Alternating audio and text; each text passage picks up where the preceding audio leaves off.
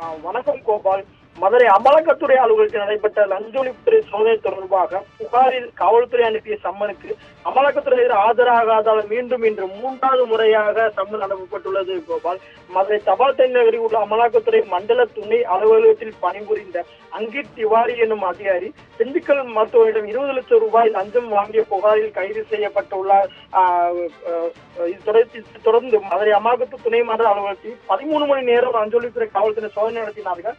லஞ்ச ஒழிப்பு காவல்துறை நடத்திய சோதனையை எதிர்ப்பு தெரிவித்து தமிழக டிஜிபியிடம் அமலாக்கத்துறை மதுரை மண்டல துணை அலுவலகத்தில் உதவி இயக்குனர் புகார் அளித்தார் கோபால். இந்த நிலையில் அந்த புகாரிலும் தமிழக லஞ்ச ஒழிப்புத்துறை காவல்துறை 35 பேர் அமலாக்கத்துறை அலுவலகத்தில் அத்துமீறி நுழைந்து பல்வேறு ஆவணங்களை எடுத்து சென்றதாக தெரிவித்திருந்தனர். அமலாக்கத்துறை புகாரின் விசாரிக்க தமிழக டிஜிபி உத்தரவின் பேரில் மதுரை தலாவரம் காவல்துறை சார்பாக அமலாக்கத்துறை விசாரணை நேரில் ஆஜராகும்படி, அதாவது அவங்க டிஜிபியிடம் கொடுத்த புகாரின் அடிப்படையில் தலாவரம் காவல் நிலையத்தில் நேரில் ஆஜராகி இந்த புகாரின் அடிப்படையில் விளக்கம் கொடுக்க கூறி சம்மன் கொடுக்க சென்ற நிலையில் அதை வாங்க மறுத்துக் கொண்டனர் கோபால். இந்த நிலையில் 2வது முறையாக நேற்று காலை 11 மணி அளவில் தலாவரம் காவல் நிலையத்தில் ஆஜராகும்படி சம்மன் அனுப்பப்பட்டது.